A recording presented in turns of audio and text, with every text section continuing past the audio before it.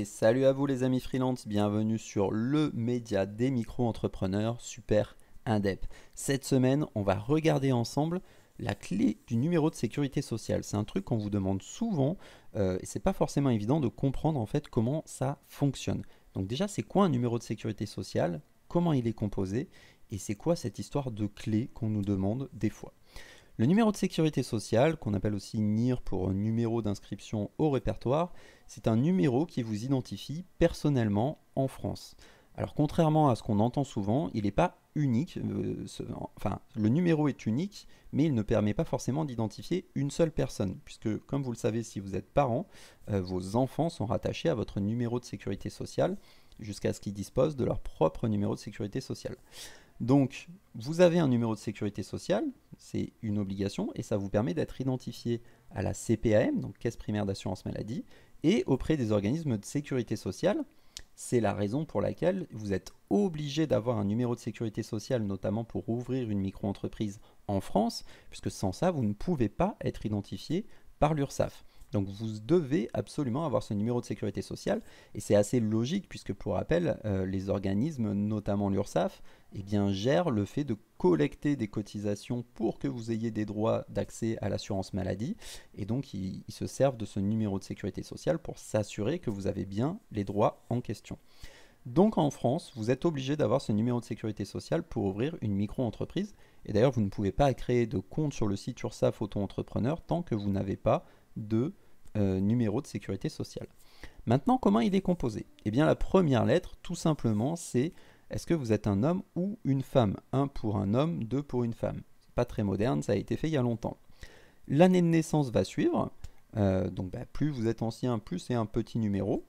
Ensuite, vous aurez le mois de naissance et le département de naissance. Donc déjà, une fois que vous savez ça, normalement, vous pouvez toujours vous rappeler du début de votre numéro de sécurité sociale. Ensuite, vous avez un code de commune. Alors celui-là, à moins de l'apprendre par cœur, en général, il n'est pas forcément évident à deviner. Ce code de commune, vous pouvez facilement le trouver par contre si vous allez sur Internet et que vous rentrez le nom de votre commune. Et il s'agit bien évidemment du code de la commune de naissance. Ce n'est pas le code de la commune de là où vous habitez. Sinon, à chaque fois que vous déménageriez, vous changeriez de numéro de sécurité sociale. Et enfin, à la fin, vous avez un numéro d'ordre d'enregistrement, puisque, comme vous vous en doutez, il peut y avoir plusieurs personnes du même sexe qui naissent le même mois dans le même département, dans la même commune. Et donc ensuite, il y a un numéro d'ordre qui peut donc s'étendre sur 3 chiffres. Et derrière ça, vous avez une clé de contrôle. Cette clé de contrôle, elle est de 2 chiffres, mais en fait, elle est calculée en fonction des chiffres précédents. Donc, vous pouvez vous amuser à l'apprendre par cœur aussi, mais globalement, en fait, il y a une méthode pour la calculer. Et cette méthode, elle est relativement simple. C'est 97 moins le numéro de sécurité sociale modulo 97. Et ça vous donne un certain chiffre. Et ce chiffre, c'est cette fameuse clé.